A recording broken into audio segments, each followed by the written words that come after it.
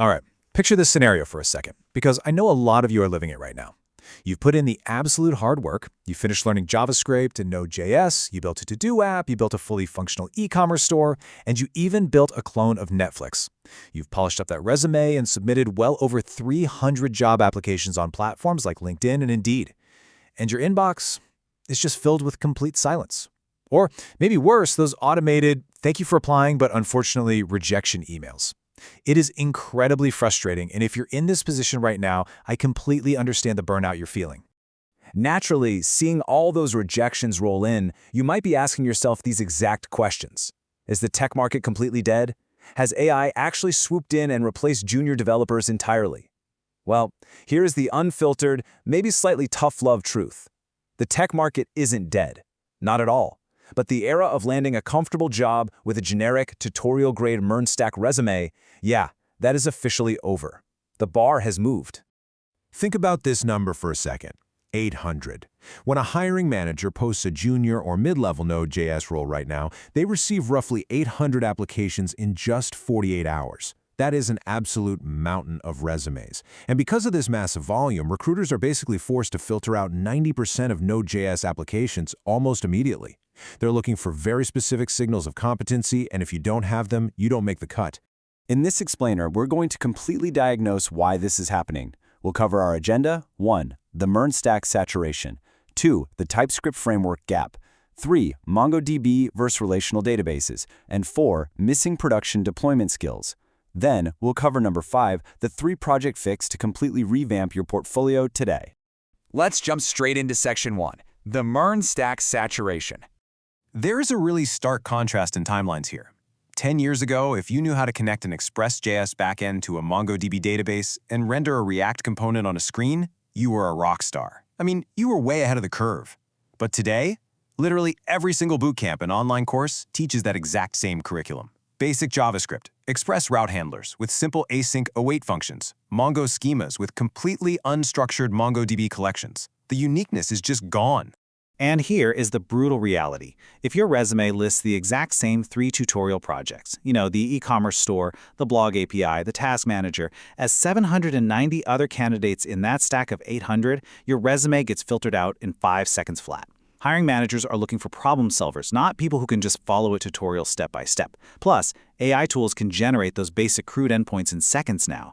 Companies are simply not hiring developers just to write boilerplate routes anymore. You have to show them something more. Moving on to section 2, the TypeScript framework gap. This right here is where we separate the hobbyists from the engineers.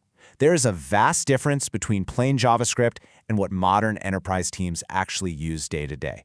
Nearly 75% of production Node.js codebases today require TypeScript. If your portfolio is written purely in plain JavaScript without any static types, data transfer objects, or strict interfaces, companies just assume you have never worked in a modern team codebase.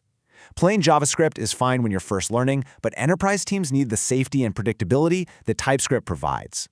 Furthermore, while Express.js is fantastic for spinning up tiny microservices, enterprise teams are increasingly building on structured frameworks like Nest.js or other modern runtimes. Nest.js actually enforces professional, scalable practices. We're talking dependency injection, modular architectural patterns, and a very clean separation between controllers, services, and repositories. Showing a structured Nest.js or TypeScript project on your resume immediately tells the interviewer a massive green flag. I know how to write code that scales with a team. All right, section 3, MongoDB versus relational databases. So MongoDB is incredibly popular in tutorials for one main reason. It requires 0 schema configuration. It's fast to set up, and it's super easy to teach. But out there in the real enterprise world, businesses run primarily on relational databases, things like PostgreSQL, MySQL, and modern SQL query engines. If you sit down for a back-end technical interview and you cannot explain foreign keys and table constraints, or if you don't know how to identify N+1 query bottlenecks and use database indexes, or define ACID transactions and connection pooling, you are going to fail that interview. Relying solely on unstructured data is a huge crutch. But the good news is, fixing this is highly actionable. Replace your basic Mongoose models in your portfolio with a relational database like Postgres. And you don't even have to write raw SQL for everything. You can use query builders or modern RMs like Prisma or Drizzle. Proving you can actually handle structured data relationships puts you instantly ahead of the tutorial crowd. Which brings us to Section 4, Missing Production Deployment Skills. Okay, let's do a quick reality check. Writing back-end logic is honestly only 50% of the job. The other 50%? It's answering the hard operational questions. How does this code actually get deployed? How do you monitor errors when a server inevitably crashes at 2 a.m.? How does your application handle caching when it's suddenly put under high load? If your project doesn't have a Docker file or a basic GitHub Actions CI/CD pipeline or implement some form of Redis caching, recruiters assume your code has never lived in a real production environment. Your code has to survive the wild. Finally, Section 5, the 3-project fix. To fix your resume starting today, you need to go into your GitHub and delete those generic clones. Just hide them. Replace them with 2 or 3 of these high-value engineered systems. First, build a rate-limited API gateway. Use TypeScript and Redis to handle authentication, API-based rate limiting, and request logging. Second, build an event-driven background worker. Create an asynchronous queue system using BullMQ or Kafka that processes heavy jobs like PDF invoice generation or image processing without blocking your main thread. Third, build a relational SaaS backend. Build a Postgres-backed API, include unit tests, set up automated CI/CD deployment to AWS or Render, and implement structured error handling. This is exactly what proves you understand architecture, concurrency, and reliability. So the absolute most crucial point I want you to walk away with today is this. The developers who are actually landing jobs in today's market aren't the ones spamming 500 identical applications. They are the ones who stopped applying for a moment, took an extra month to upgrade their skills, and mastered a TypeScript, relational databases, system architecture, and production deployment. Quality preparation and targeted skill upgrades will always trump application quantity.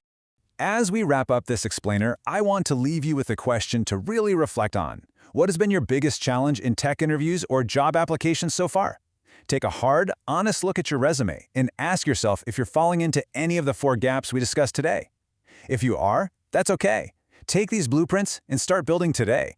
Get out of that tutorial loop, build engineered systems, and prove you have what it takes to write production-ready code. Thanks so much for exploring this with me today, and I'll catch you in the next explainer.